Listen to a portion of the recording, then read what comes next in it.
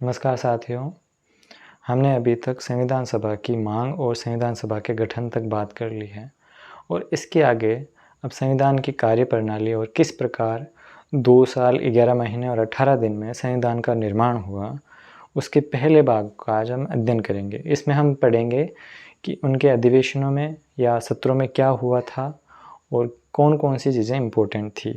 और इसके अगले वाले वीडियो लेक्चर में हम पढ़ेंगे कि संविधान सभा से जो संविधान बना है, तो संविधान की विशेषताओं से संबंधित इम्पोर्टेंट फैक्ट्स। तो ये क्लास डेडिकेटेड रहेगी हमारी संविधान सभा की कार्यप्रणाली से। तो शुरू करते हैं कि संविधान सभा में टोटल 11 सत्र हुए हैं, मतलब अधिवेशन हुए हैं और उनमें टोटल 166 बैठकें हुई हैं। ये सत्र शुरू हो गए थे 9 नवंबर 1946 से, जो चले थे 26 नवंबर 1949 तक, जब सब संविधान सभा के सदस्यों ने मिलकर संविधान को तैयार कर दिया था। अब आगे पढ़ते हैं कि पहले अधिवेशन में क्या खास बात रही। पहला अधिवेशन 9 दिसंबर 1946 को शुरू हुआ था और इसका नोटिफिकेशन संविधान सभा के सचिव आयंगर ने 20 नवंबर को ही सबको पहुंचा दिया था कि आपको दिल्ली में जो परिषद भवन बन रखा है, वहां पर आपको सुबह को इकट्ठा होना है।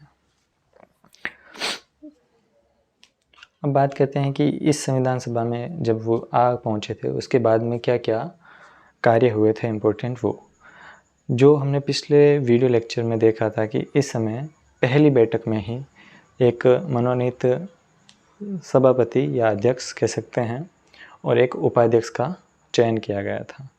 तो सभापति बनाए गए थे सच्चिदानंद सिन्हा को और सच्चिदानंद सिन्हा के प्रस्ताव पर ही फ्रैंक एंथोनी को उपसभापति बनाया गया था।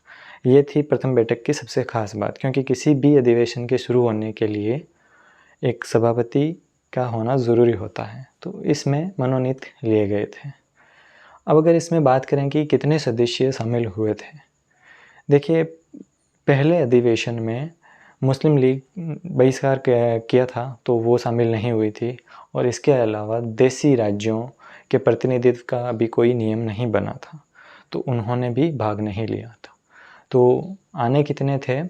296, जिसमें से 4 थे कमिश्नरेट से। पहली बैठक में 207 हुए थे। अब देखते हैं पहले अधिवेशन में कितने हुए थे। पहले अधिवेशन में हुए थे 211, 296 में से।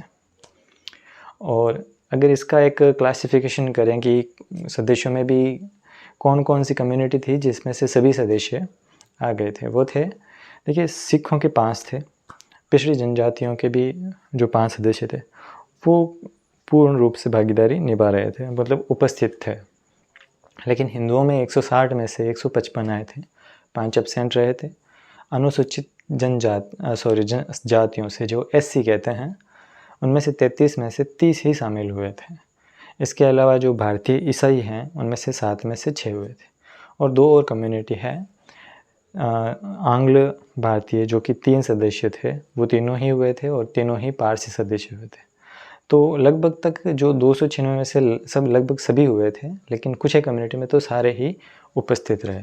अब ये आंकड़ा आपको याद नहीं रखना है, लेकिन आपको एक बेसिक नॉलेज रहना ज़रूरी है। चलिए आगे देखते हैं। हम वापस पहली बैठक पे आते हैं। सदस्यों की हमने बात कर ली है और पहली बैठक में एक व्यक्तित्व को भी लेकर एक प्रश्न बन सकता है कि इसी दिन एक संविधान सभा के मेंबर की डेथ हुई थी, जो कि बंगाल से निर्वाचित थे, श्री प्रसन्न देव रेकुट, और इसके लिए उन्होंने 2 मिनट का मौन भी रखा ही था। और अगर हम सदस्यों में एक बात भूल गए हैं कि जो 207 सदस्य पहली बैठक में बैठे हैं, उनमें 9 महिला सदस्य है। कई कुछ किताबों में 10 लिख रखी है, लेकिन जो ऑफिशियल राज्यसभा साइट है उसमें 9 ही दे रखा है और 9 ही पुख्ता तथ्य है। अब बात करते हैं दूसरी बैठक की, जो कि अगले ही दिन हुई थी 10 दिसंबर को। इस दिन प्रमुख कार्य क्या हुए थे? स्थायी सभापति के चुनाव की विधि का निर्धारण और कार्य संचालन नियम निर्माण की समिति को गठित किया गया था। और यह संविधान सभा की पहली समिति थी। एक बार वापस रिपीट करता हूँ कि कार्य संचालन नियम निर्माण समिति यह पहली समिति थी और इस दिन की कोई ख़ास बात है नहीं। अब बात करते हैं तीसरी बैठक की। तीसरी बैठक इसके अगले दिन हुई थी। ये तीनों बैठकें लगातार हुई थी 9, 10 और 11 दिसंबर को। इस दिन राष्ट्रपति का अध्यक्ष का निर्वाचन किया गया था, जो परमानेंट और स्थायी अध्यक्ष है उनका, राजेंद्र प्रसाद का। और कैसे हुआ था कि इन्होंने इसका नामांकन भरा था, कौन समर्थक थे, इसकी बात हमने पिछली वीडियो लेक्चर में कर ली थी। और इसके आगे की जो थी 12 दिसंबर को होने की थी, लेकिन हुई 13 दिसंबर को। तो आपको क्या होना चाहिए था वो नहीं, क्या हुआ है उस पर, मतलब तथ्यों पे ध्यान दीजिए कि चौथी बैठक हुई थी 13 दिसंबर को। इस दिन सबसे खास बात ये थी कि जवाहरलाल नेहरू ने उद्देश्य प्रस्ताव को पटल पर रखा। इसमें 8 प्रस्ताव थे। अब इसकी एक पृष्ठभूमि है कि क्या ये संविधान सभा बनने के बाद में उन्होंने प्रस्ताव बनाया? नहीं। नेहरू जी ने जुलाई में ही एक कमेटी गठित की थी, विशेषज्ञ कमेटी। उसमें प्रस्तावना को लेकर मेन वही था कि आपको प्रस्तावना तैयार करनी है, और उसके अध्यक्ष तो नेहरू ही रहे थे। बाकी के सदस्य थे गोपाल स्वामी अयंगर, के.टी. शाह, आसिफ अली, के.एम. मुंशी और गॉडगिल, हुमायूं कबीर और संथनम। इनका आपको नाम याद नहीं रखना है, लेकिन अगर मैंने आपके लिए नोट्स में ये चीज़ ऐड कर दी है कि अगर कुछ ऐसा क्वेश्चन आ जाए कि आप उनमें से एक छांटना हो तो एक बार का देख लेना, काफ़ी इम्पोर्टेंट है।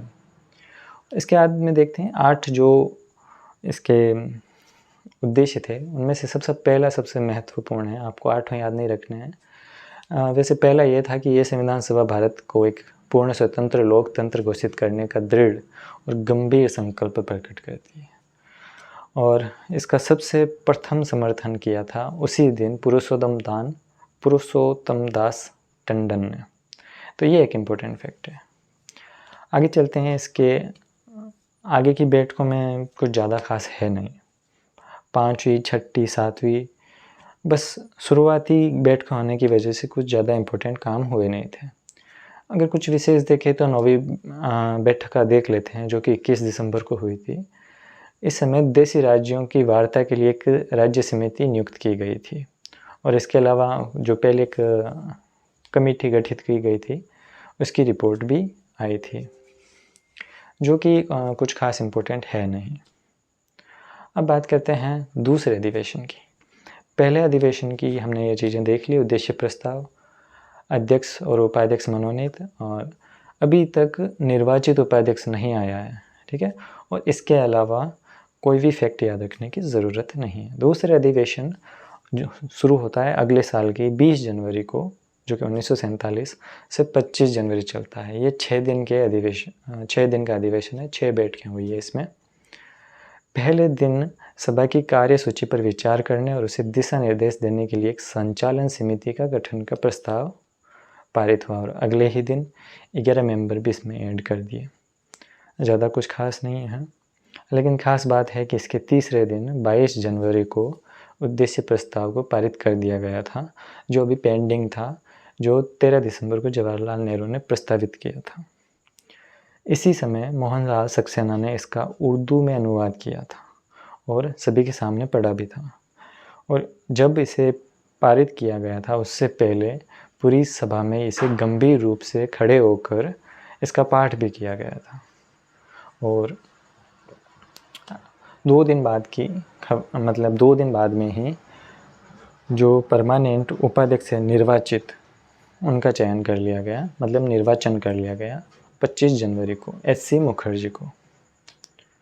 और दूसरे अधिवेशन में अब कमिटीज़ गठन करने लग गए थे, क्योंकि पहले अधिवेशन में शुरुआत थी। अब दूसरे अधिवेशन में अब थोड़े सीरियस हो चुके हैं और उन्होंने कमिटीज़ बनानी शुरू कर दी है। तो सबसे ज़्यादा कमिटीज़ इसी दूसरे अधिवेशन में प्रस्तावित हुई थी। 22 जनवरी और 24 जनवरी को संविधान सभा ने अपने बजट पर विचार करने के लिए एक गुप्त रूप से बैठक की। मतलब इस समय पूरी संविधान सभा एक गुप्त बैठक बन गई और एक कमेटी की तरह उन्होंने काम किया था। और 24 जनवरी को एक सलाहकार समिति का गठन किया गया था। सलाहकार का समिति का गठन का कैबिनेट मिशन में साफ साफ स्पष्ट तौर पे कहा गया था कि आप मूल अधिकारों, अल्पसंख्यकों के संरक्षण और कबायली और वर्जित क्षेत्रों के प्रशासन के बारे में रिपोर्ट लेने के लिए एक सलाहकार समिति का गठन करेंगे और उसी की अनुशंसा पर इस कमेटी का गठन किया गया था। तो काफ़ी सारी कमेटीज़ गठन की गई, लेकिन आपको कुछ एक याद रखनी है। एक तो आपको ये सलाहकार कमेटी, और इससे आगे हम देखते हैं कि इस दूसरे अधिवेशन में काफ़ी जो कमेटीज़ गठन हुई थी, तीसरे अधिवेशन में रिपोर्ट्स आने भी स्टार्ट हो गई। तो तीसरा अधिवेशन 28 अप्रैल से 2 मई तक चला था इसी साल। अभी इस समय तक यह स्पष्ट हो गया था कि अब देश का विभाजन होकर रहेगा, क्योंकि मुस्लिम लीग अभी भी आइन मतलब इसमें भाग नहीं लिया था, लेकिन जितने भी कमेटीज़ बनी थी उसके लिए नेहरू जी ने एक नियम बना रखा था कि आप देसी राज्यों और मुस्लिम लीग के लिए रिक्त स्थान रखोगे, ताकि जब भी वो एंट्री करें आप उनको सदस्यता दे दोगे कमेटीज़ में।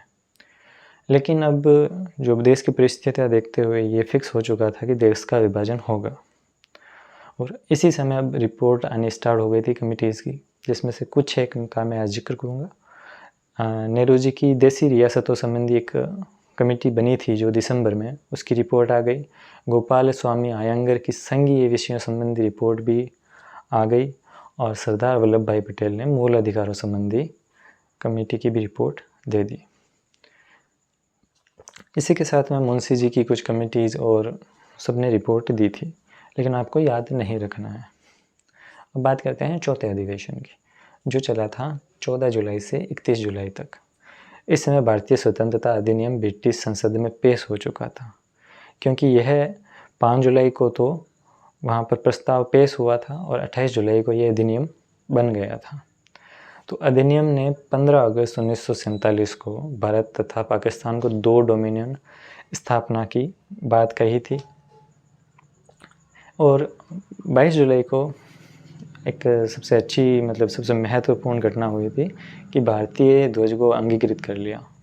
मतलब एक अच्छा फैक्ट है अगर इस अधिवेशन की बात कहें तो। पिछले अधिवेशन में जो कमिटीज़ की रिपोर्ट आई थी उनमें से आपको कुछ याद नहीं रखना है, लेकिन चौथे अधिवेशन में राष्ट्रीय ध्वज को अंगीकृत कर लिया गया था। ये अभी तक एक इम्पोर्टेंट फैक्ट है। अब जब 2 डोमिनियन अलग अलग हो चुके हैं तो ये फिक्स हो गया था कि मुस्लिम लीग अब संविधान सभा में भाग नहीं लेगी। संविधान सभा जो पाकिस्तान का संविधान बनाएगी, अब वो उसमें भाग लेगी। और यहाँ पर भी संविधान सभा में जम्मू कश्मीर और हैदराबाद को छोड़कर बाकी सभी देसी राज्यों ने प्रतिनिधित्व द्वारा संविधान सभा में भाग लिया था। इन प्रांतों के विभाजित निर्वाचन जो मतलब कि डोमिनियन अलग अलग हो चुके हैं, अब कुछ भाग पाकिस्तान में चले गए हैं और कुछ भाग भारत में रह गए हैं। तो उन इलाकों में पुनर्निर्वाचन से सदस्य आएंगे, क्योंकि अब जो भाग पाकिस्तान में चले गए हैं उनकी यहाँ से सदस्य निरस्त हो गई है। अब उनका वहाँ पर पुनर्निर्वाचन होगा, और यहाँ पर जो आधा किसी भी जगह का आधा यहाँ पर बचा उसका पुनर्निर्वाचन होगा। अब देखते हैं 5वां अधिवेशन। चौथे अधिवेशन में पार्टीशन से रिलेटेड काफ़ी चीज़ें हुई थी। अब 5वें अधिवेशन में भी खास बात है कि अब भारत आज़ाद हो चुका है। 14 से 30 अगस्त के बीच में ये 5वां अधिवेशन चला, और उसी रात 14-15 अगस्त की रात को ही संविधान सभा ने प्रभुत्व शक्ति प्राप्त कर ली। इसके बाद वे पूर्ण प्रभुत्व संपन्न संस्था बन गई, और सभा ने लॉर्ड माउंटबेटन को गवर्नर जनरल पद के लिए नियुक्ति का समर्थन किया कि हम अभी तक गवर्नर जनरल इन्हीं को बना के रखेंगे जब तक हमारा कॉन्स्टिट्यूशन कम्प्लीटली तैयार नहीं हो जाता। और कॉन्स्टिट्यूशनल हॉल पर राजेंद्र प्रसाद ने राष्ट्रीय ध्वज फहराया, जिसका अंगीकरण 22 जुलाई को किया था। और 29 अगस्त 1947 को सत्यनारायण सिन्हा ने 7 सदस्यों की एक कमेटी बनाने का प्रस्ताव दिया था, जो कि प्रारूप या मसौदा तैयार करेगी संविधान का। अब देखते हैं छठे अधिवेशन में। छठा अधिवेशन 27 जनवरी 1948 को। देखिए, इससे पहले ये भी अगर याद रखना चाहो तो 1944 के लास्ट में एक अधिवेशन हुआ था। 1947 में दूसरा, तीसरा, चौथा और पांचवा, 4 अधिवेशन 1947 में हुए थे। अब बात करते हैं 1948 के पहले अधिवेशन, जो कि छठा अधिवेशन है। इसकी खास बात है ये सिर्फ एक दिन का था और सबसे छोटा अधिवेशन था। इसमें कोई खास बात नहीं है, सिर्फ बंगाल और पूर्वी पंजाब के प्रतिनिधियों की संख्या बढ़ाने और जो इंडियन गवर्नमेंट एक्ट 1935 उसको संशोधन करने के लिए कुछ काम किए गए थे। अब एक इम्पोर्टेंट अधिवेशन आता है 7वां अधिवेशन, जो कि 4 नवंबर से अगले साल मतलब 8 जनवरी 1949 तक चला था। इम्पोर्टेंट कैसे है कि इस दिन डॉक्टर भीमराव अंबेडकर ने अधिवेशन की शुरुआत में ही संविधान सभा के सामने प्रारूप संविधान पेश किया था। अभी तक सिर्फ लोगों के बीच में एक खाका भेजा गया था कि ये संविधान है। कमिटीज़ बनाई गई थी कि कुछ कमिटीज़ ने इस प्रकार संविधान को बांटा गया था कि ये तो है विदेशों के संविधान, ये है 1935 का एक्ट, और सभी को पढ़ने के लिए दिया हुआ था। लेकिन खाका फर्स्ट टाइम पेश किया गया था 4 नवंबर को 7वें अधिवेशन में, और जैसे ही यह प्रारूप संविधान सामने रखा गया पटल के, तभी से इस पर वाद शुरू हो चुके थे। इसमें 315 अनुच्छेद और 8 अनुसूचियाँ थी, जो कि अभी के संविधान से लगभग काफ़ी पास में है। अब देखिए, जो संविधान निर्माण का काम है वो काफ़ी स्टेजेस में हुआ था। एक था प्रारंभिक काल, जो इससे पहले का था। 7वें अधिवेशन से पहले जो संविधान सभा का प्रारूप आया नहीं था, जो अब आया है, इससे पहले के जितने भी भाग ऐसे प्रारंभिक अवस्था कहते हैं संविधान की। 7वें अधिवेशन से लेकर जब इस पे सभी के साइन होते हैं और अंगीकृत होता है, तब तक ये पाठन काल या वाचन काल कहा जाता है। इसमें इस संविधान को बार बार पढ़ा जाता है, संशोधित किया जाता है, और इसी को देखते हुए ये पहला वाचन था 7वां अधिवेशन। ठीक है, अब बात करते हैं दूसरे वाचन की। पहला वाचन 7वें अधिवेशन में शुरू हुआ था और 7वें अधिवेशन में ही खत्म हो गया था, लेकिन दूसरा वाचन 7वें अधिवेशन से शुरू हुआ था और 10वें अधिवेशन तक चला था। बार बार अधिवेशन हुए थे, उनमें यही वाद विवाद चलते रहे थे। अब देखिए, इसमें जो दूसरा वाचन है वो सबसे बड़ा वाचन है, जो टोटल वाचन का 2/3 भाग कवर करता है, और जो लास्ट वाचन है वो भी छोटा ही है। उसमें उस वाचन के बाद में उसे अंगीकृत भी कर लिया जाता है। तो आपको इसमें कोई भी अधिवेशन की डेट याद नहीं रखनी है कि छठे की क्या है, 7वें की क्या है, 8वें अधिवेशन की डेट क्या है। अगर डेट याद रखना चाहो तो आप प्रीलिमिनरी स्टेज की और उसके बाद में जो पहला वाचन हुआ है, दूसरा वाचन हुआ है और तीसरा वाचन हुआ है, इनकी डेट याद रखिएगा। तीसरा वाचन पूरा हुआ है 11वें अधिवेशन में, जो कि चला है 14 नवंबर से 26 नवंबर 1950, और अधिवेशन के लास्ट में और वाचन के लास्ट में इसे अंगीकृत कर लिया गया। अब देखिए, आपके सामने एक टेबल दिखाई दे रही है। इस टेबल में जो भी चीज़ें हुई है कि प्रीलिमिनरी स्टेज में क्या हुआ है कि एक तो संघ शक्ति समिति, मौलिक अधिकार, अल्पसंख्यकों के अधिकार और इससे जुड़ी जितनी भी कमिटीज़ थी उनकी रिपोर्ट्स आई हैं और उनका संकलन किया गया है, विश्लेषण किया गया है, और सबसे खास बात, अब प्रारूप तैयार कर लिया गया है। अब प्रारूप तैयार करने के बाद में 3 स्टेजेस हैं, पहली रीडिंग, दूसरी रीडिंग और तीसरी रीडिंग। चलिए बात करते हैं, संविधान बन चुका है, एक्सेप्ट कैसे हुआ है। 26 नवंबर 1949 को ये अंगीकृत, अधिनियमित और आत्मसमर्पित हुआ। 3 वर्ड याद रखिएगा।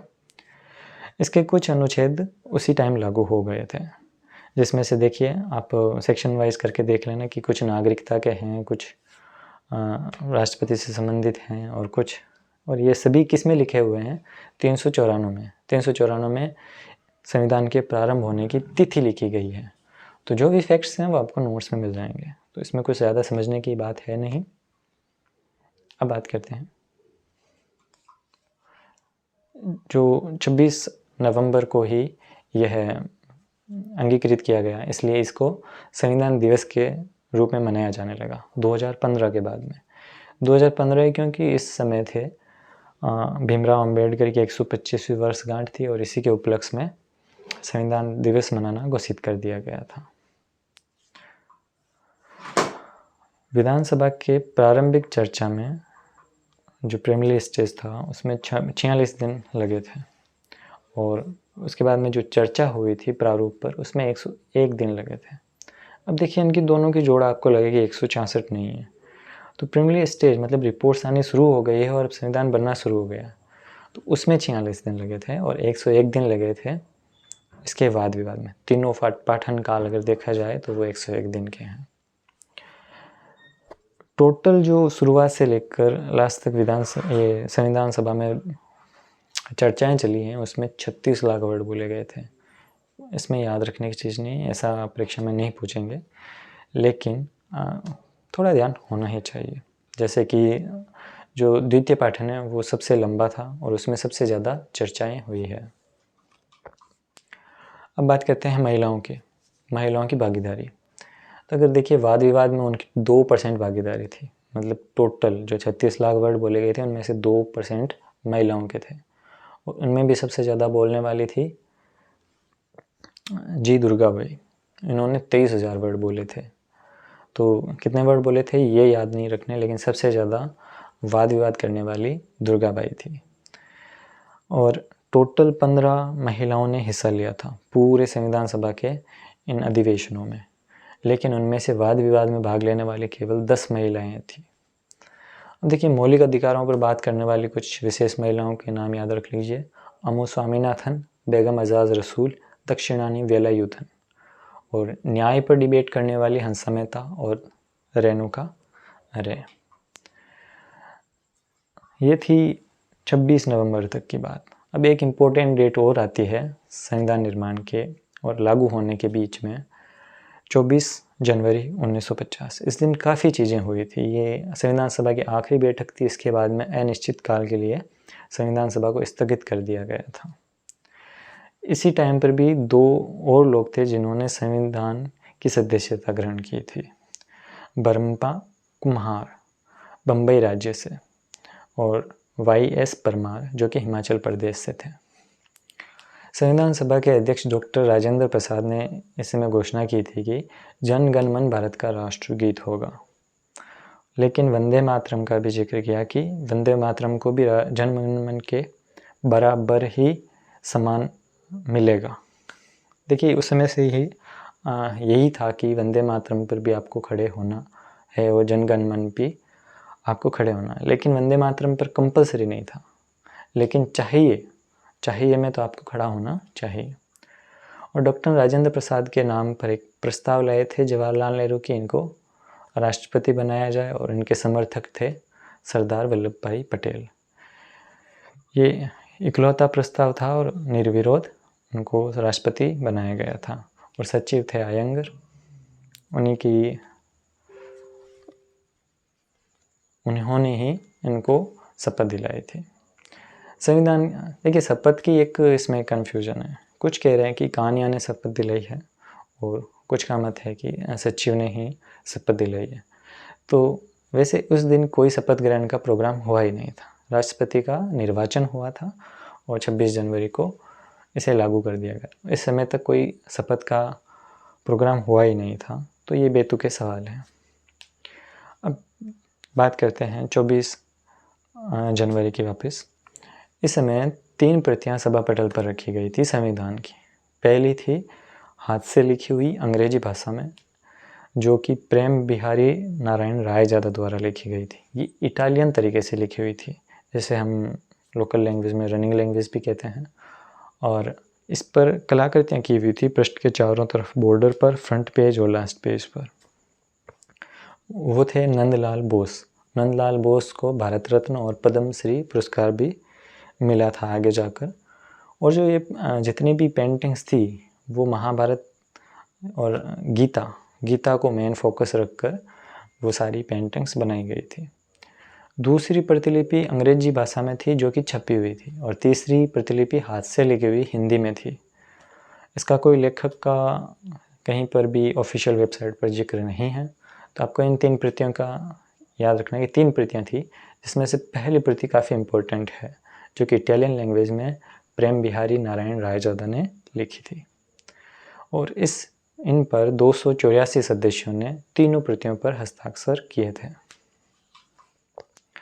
26 जनवरी 1950 को उसका भारतीय गणराज्य मतलब संविधान सभा का भारतीय गणराज्य संसद में कन्वर्सन हो गया था और 26 जनवरी 1950 को सुबह 10:30 बजे उस समय के गवर्नर जनरल सी राजागोपालाचारी ने यह अधिघोषणा की थी कि 26 जनवरी 1950 से भारत यानी कि इंडिया संपूर्ण प्रभुत्व संपन्न लोकतांत्रिक गणराज्य होगा। अब देखिए, जो पहले जनरल गवर्नर भारतीय थे वो थे सी राजागोपालाचारी। इससे पहले कौन थे? संविधान सभा के माउंटबेटन। अब आगे बात करते हैं कि जो प्रारूप था जो अम्बेडकर ने बनाया था उस पर काफ़ी संशोधन हुए थे। कितने उसमें संशोधन हुए थे जब पूरी संविधान सभा चली थी वो आपको कोई भी फैक्ट याद नहीं रखना है। बस आपको जो फैक्ट याद रखने थे वो मैंने बता दिए हैं और बाकी कुछ कम्प्लीमेंट्री जो होंगे फैक्ट्स वो आपको नोट्स में ऐड करवा दिए जाएंगे। वो ओवरऑल जो संविधान बना है ये इसका पहला है लेक्चर। इसका एक लेक्चर बाकी है जिसमें कुछ एक फैक्ट्स हैं और उसकी विशेषताएं भी है संविधान की। इसकी एंड करते हैं एक फैक्ट के साथ में कि टोटल संविधान बनने में 63,96,729 रुपये लगे थे, जिसे हम नॉर्मल ये भी कह सकते हैं लगभग 64 लाख रुपए खर्च हुए थे। तो धन्यवाद, मिलते हैं अगले वीडियो में।